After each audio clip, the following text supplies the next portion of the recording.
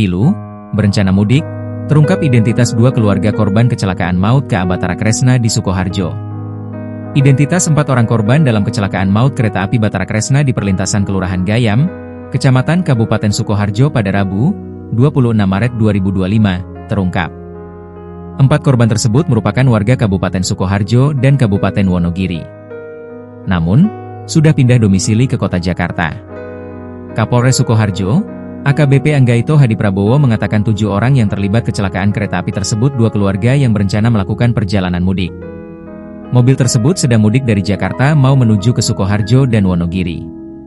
Berisi 2 keluarga dan dari hasil identifikasi di lapangan, 4 orang meninggal dunia dan 3 orang luka ringan, katanya.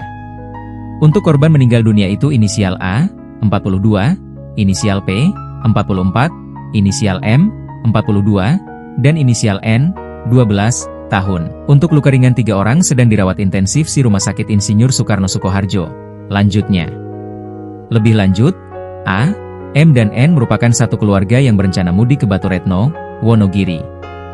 Domisili korban itu untuk yang meninggal dunia itu ada yang Muter dan Wonogiri, tetapi kartu tanda penduduk, KTP, itu pakai KTP Jakarta, terangnya.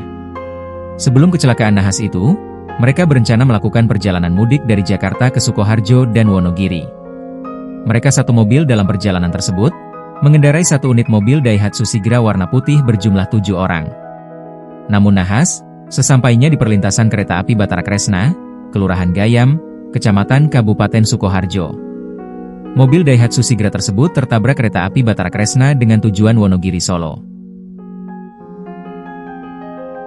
Download Tribun X sekarang, menghadirkan lokal menjadi Indonesia.